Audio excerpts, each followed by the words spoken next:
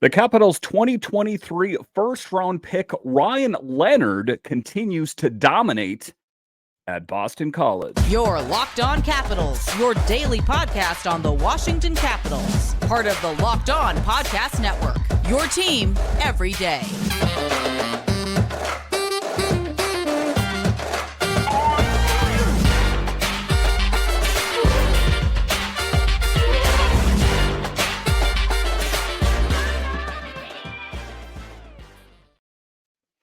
Well, hello and welcome into this edition of Locked On Capitals. I'm so glad you decided to join me today. As always, this podcast is free and available on all the major platforms, including the SiriusXM app and on YouTube. And I want to thank you for making this your first listen each and every day. My name is Dan Holme. You can find me on Twitter. It's at DanCaps218.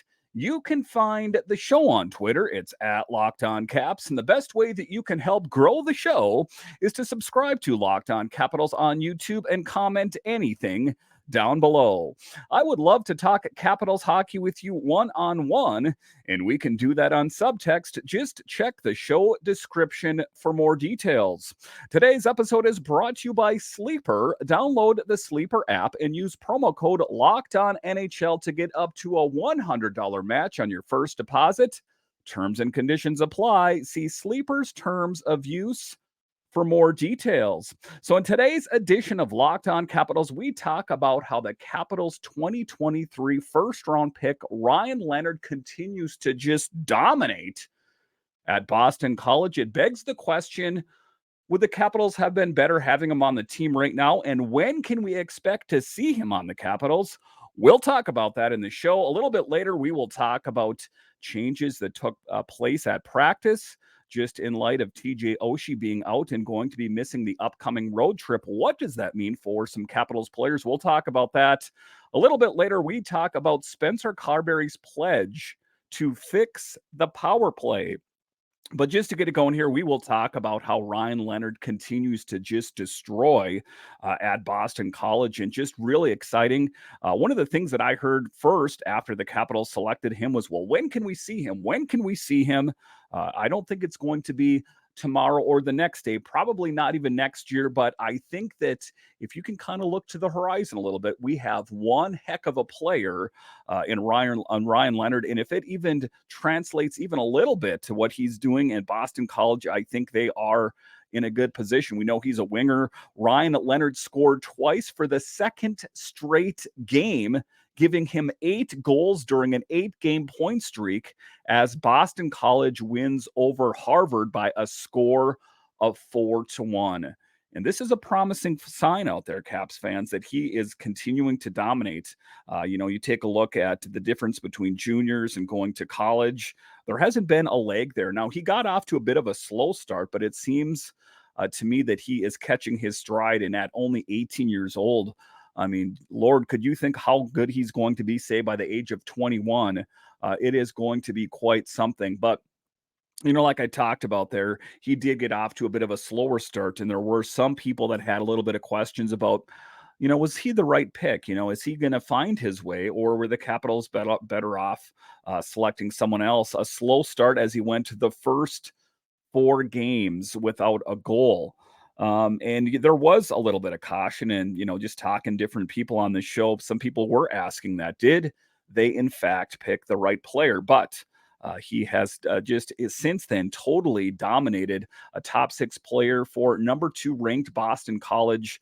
The Capitals will be eligible to sign Ryan Leonard to a contract after his freshman season. I will say that I wouldn't expect it. It's not too common. I will say it's uncommon for college players to play just one season in college. The only, exceptions that I can think there were Fantilli and Logan Cooley. And, you could make the argument for Adam Fantilli that just given the fact that the Columbus Blue Jackets are less than stellar this year, that maybe he would be best served playing somewhere else. Kind of the same thing goes for Connor Bedard. Not an apples for apples comparison there, but sometimes when these players are young, and they're used to playing in a successful environment, sometimes I don't think it's, the best posturing for them to be playing on subpar teams. But for the Capitals, again, I think anything is possible. I wouldn't expect that. I think that the Capitals want to take their time with Ryan Leonard, and I want to, have him, work through it here. I don't, necessarily think he's going to have to spend a lot of time in Hershey on his way up. I think that ultimately, if he continues in his current trajectory with Boston College, and say he plays another year in Boston, I think that he's only going to be a better player. And let's not forget, he's only 18 years old. And I know that, Capitals fans were like, we need this now. We need this scoring. We need this top, six winger or forward rather. Why don't we have him now? And to them, those people, I would say, let's pump the brakes on that a little bit. I understand that he's playing really good in a really great college at Boston College, but again, he's 18 years old. Let's give him a break. An 8-game point streak, and had his first multi-goal performance this past week against Notre Dame.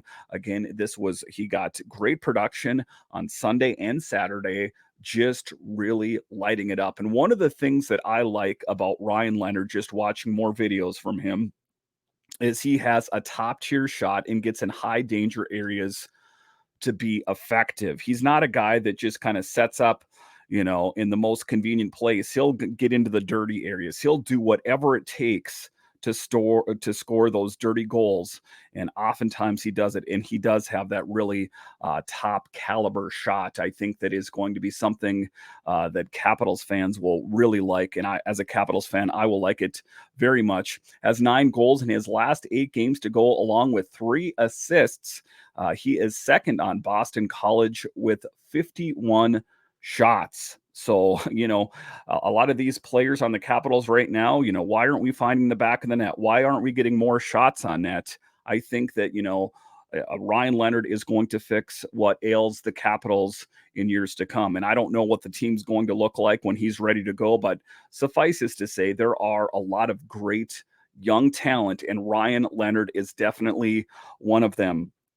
Through 14 games, he's 4th on the team in overall scoring with 15 points, and just continues to light it up out there. And one of the things that is noticeable about him is his size. And one of the things that I first said was, I wonder if he's going to be like a Tom Wilson at 2.0, but I think he's much more than that.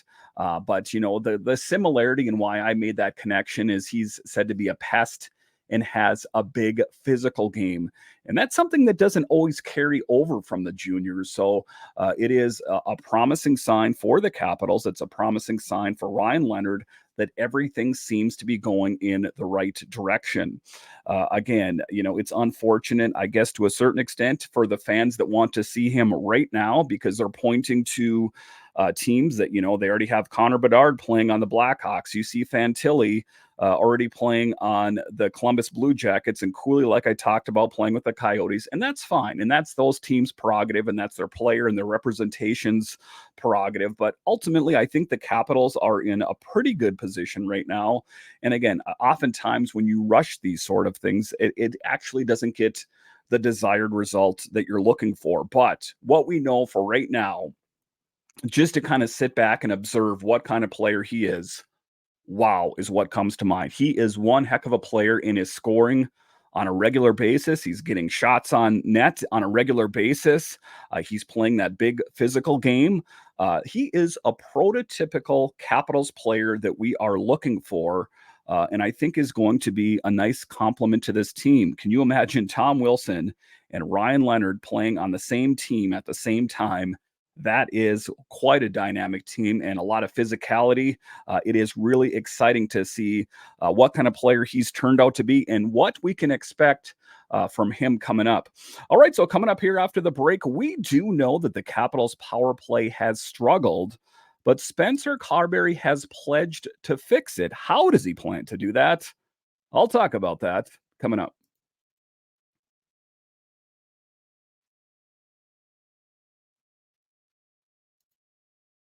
If you run a solo small business, you're an army of one, but you still need a CPA, bookkeeper, separate payroll solution, and more.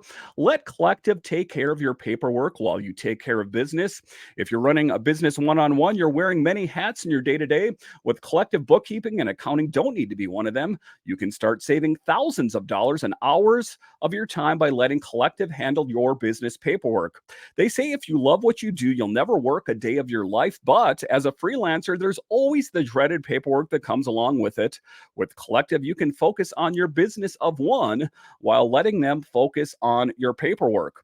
Right now, Collective is offering a 1 month free and no onboarding fee when you go to collective.com/locked on NHL and tell them Locked On NHL sent you. That's a $550 value for free when you go to collective.com/locked on NHL and tell them Locked On NHL sent you. That's collective.com/locked on NHL and tell them Locked On NHL sent you. Locked On has launched the first ever national sports 24/7 streaming channel on YouTube. Locked On Sports Today is here for you 24/7, covering the top sports stories of the day with the local experts of Locked On, plus our national shows covering every league. Go to Locked On Sports Today on YouTube and subscribe to the first ever national sports 24/7 streaming channel. All right, welcome back into this edition of Locked On Capitals, part of the Locked On Podcast Network, your team every day. So if there's one thing that we know about this team right now is one of the areas that they struggle in, the biggest area that they struggle in is the power play. And it was one of the things that was said last year. Well, if we can just get Blaine Forsythe out here, he's so predictable and it's not effective. I hate to tell you, the Capitals power play was better under Blaine Forsythe than it is currently. I know that's a shocking thing to say, and I think that sometimes it's the knee-jerk reaction to say, if we can just switch the coach, then everything's going to be A-okay. Not necessarily the case. What is one of the things that I know about the Capitals this year is that is one of their biggest areas that they struggle. The PK has been pretty good. The power play is the worst. And it's something that needs to be addressed. But lucky for the Capitals, even though he's not the guy that is going to run the power play, is that Spencer Carbery ran the number 2 power play in all of the NHL with the Toronto Maple Leafs when he was an assistant there. Now, you got to think to a certain extent that even though he's not the guy that's going to be running it on a day-to-day basis, the team rides on his shoulders and the team rises and falls with the decisions that he makes. So even though he is not necessarily the guy, it's going to have to get fixed. The Caps power play is worst in the league. Only 8 other teams in the league have less than 10 power play goals. And what a fall from grace. For so many years, the power play was one of the strong suits for the Capitals. It's really just an upsetting thing for me, to be honest with you, that it's taken a fall from grace, despite the fact that the Capitals team, save the last game against the Edmonton Oilers, has been playing pretty well. But that is one of the things that's going to come into focus is the power play and being able to score, because you might be able to eke out some wins here and there. But if they have any long-term plans of making it to the playoffs, winning the Metro, making a push for the Stanley Cup, they're going to need to address it. It's coming into focus because even though the Oilers are performing less than expected, they made the most of their power play opportunities, scoring 3 times on the man advantage. And what is one of the things I know about the Capitals against the Oilers is they underestimated the Oilers, that they're in the last or second to the last place in the Pacific. Well, they also have a lot of scoring potential. Draisaitl they have on that. They have Connor McDavid. There is plenty of players that can score on a regular basis. Nugent Hopkins. And ultimately, those players, those risky, talented scoring forwards that they had, the Capitals underestimated them, and the Oilers made the Capitals pay. And ultimately, that is why they wiped the ice with the Capitals.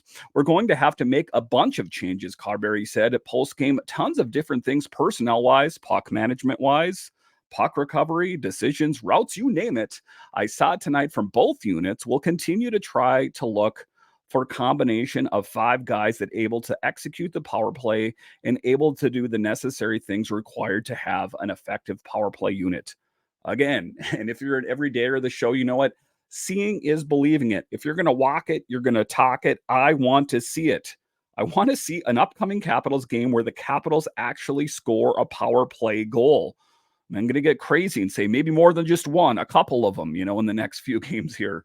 It's something that, the raw potential is there, and I don't ultimately know why they can't fix it.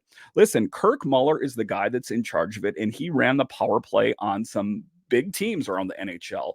Why is it ultimately not working for the Capitals? That is the question.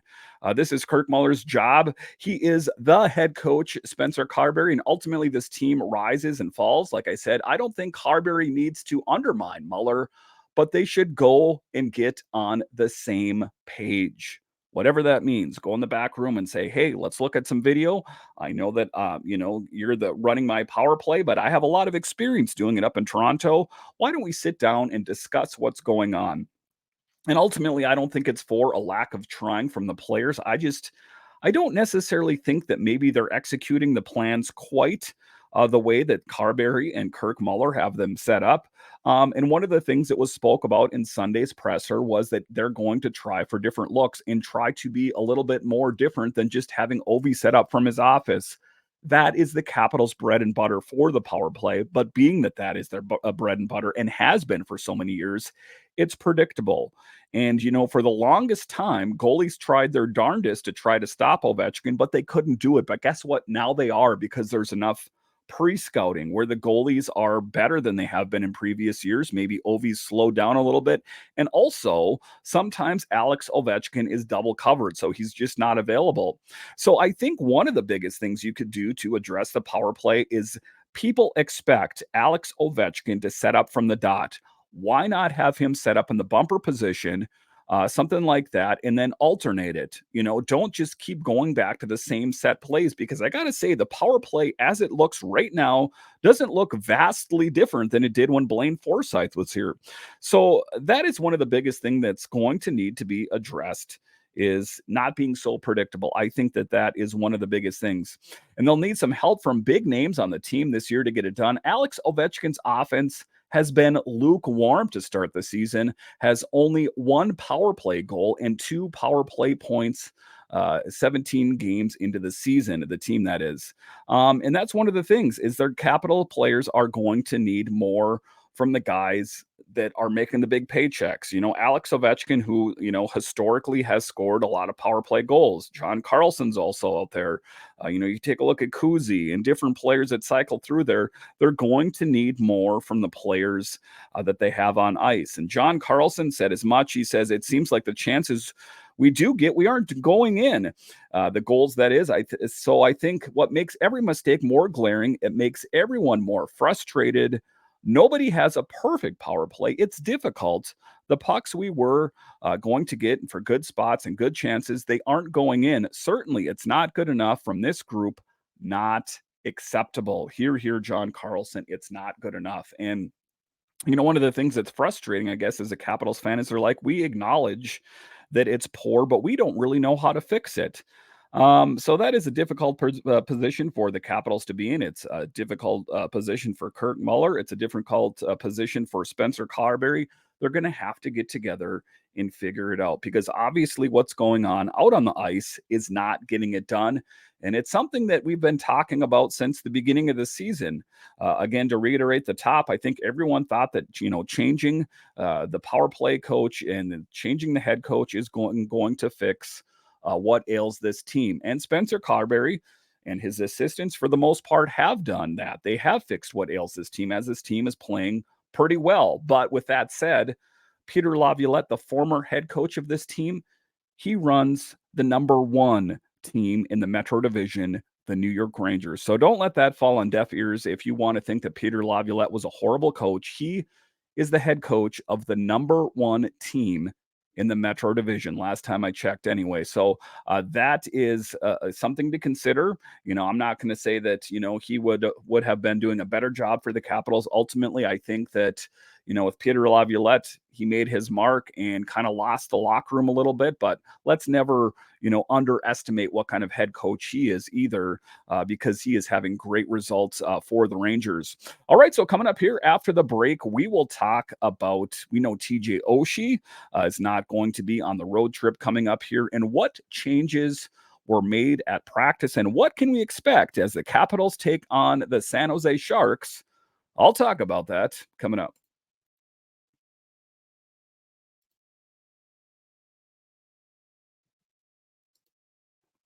A new NHL season brings all sorts of possibilities. Alex Ovechkin could score 50 goals, the Capitals could hoist the Stanley Cup, and you could win big by playing daily fantasy hockey on Sleeper, the official daily fantasy app of the Locked On NHL Network. Sleeper is our number one choice for daily fantasy sports, and especially daily fantasy hockey, because with Sleeper, you can win 100 times your cash in daily fantasy hockey contests. And let me tell you guys something. I wasn't the kind of guy that was really that into fantasy hockey, but now with Sleeper, I got to say, I love it. Use promo code Locked On NHL and you'll get up to a $100 match on your first deposit. Terms and conditions apply. That's Locked On NHL. See Sleeper's terms of use for details and locational availability. All right, welcome back into this edition of Locked On Capitals, part of the Locked On Podcast Network, your team every day. So, what is said oftentimes is one man's loss is another man's gain, and that is going to be the case for the Capitals, as we do know that TJ Oshie is going to be out of the lineup. So, who is the odd man out? At least if we're talking about practice here recently, it was Anthony Mantha. So it does appear, again, if practice was any indicator, that Matthew Phillips will be in, and so will Hendrix Lapierre. Bit of an interesting move. I thought that Anthony Mantha had been trending in the right direction, but maybe didn't pop off the page so much in the last game.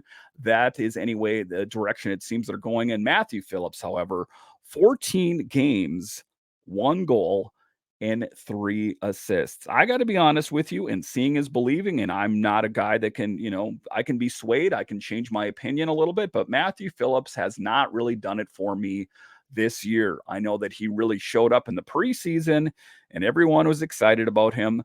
But for me right now, he seems like an undersized guy that's performing in a big man's league.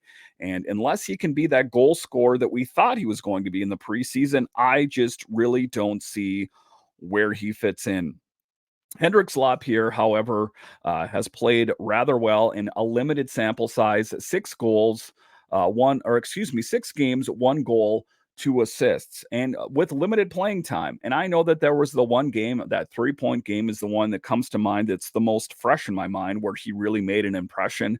But with that said, I would really like to see a longer look with Hendrix Lapierre. In a freaky play, Oshie collided hard into Oilers defenseman Matthias Ekholm at the blue line, causing the Capitals forward to crumble on the ice. And one of the stories that was updated here from TJ Oshie's wife, Lauren, she said, "Thanks so much for all the kind messages. TJ's doing much better this morning, and instead of traveling with the team, he'll be recovering at home." And that's where he should be. Let's have him get rested up.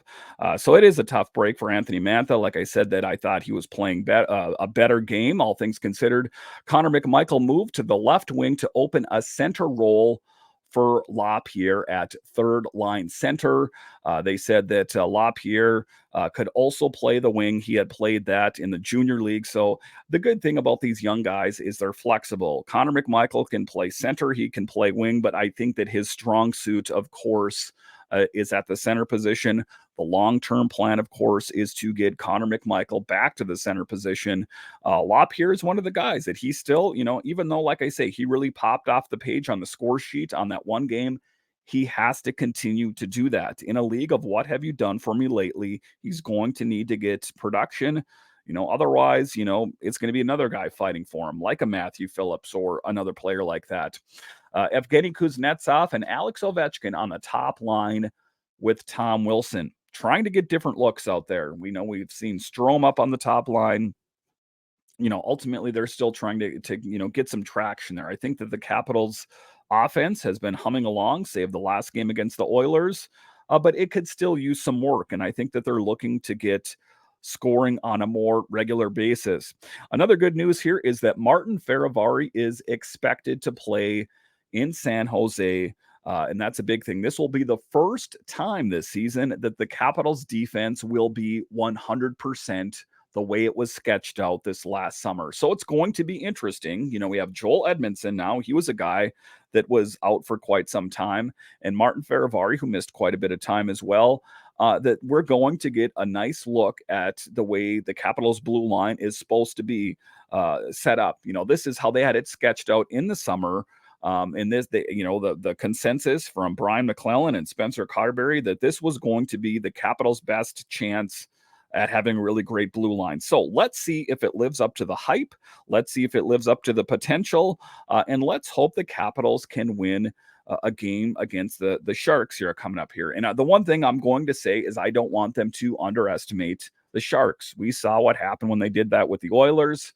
With that said, they don't have quite the scoring power that Edmonton has. But again, it's a team that wants to get wins. The last time I checked, they only had like 3 wins on the season. So it's a team that's hungry to win games, suffices to say. So let's hope for a big win for the Capitals. The thing that I don't like about this, however, and if I assume most people listening or watching the show that are on the East Coast, is the games will be very late. And it will be difficult for most people to stay up and watch the duration of these games unless you're a West Coast fan, or maybe you're a person that doesn't have to work first thing in the morning. It will be difficult. Some of the shows that I will do will be a little bit later in the day. Generally, I try to have them on early, but with the games ending in some cases, depending on what time zone you're in, it's going to be about 12:30, 1 o'clock in the morning. It's going to be difficult. So I will have the shows a little bit later. Again, the West Coast trips are always difficult. I work a 9 to 5, just like the rest of you guys out there. And 9 times out of 10, if they're playing anywhere else but the West Coast, I have shows immediately following.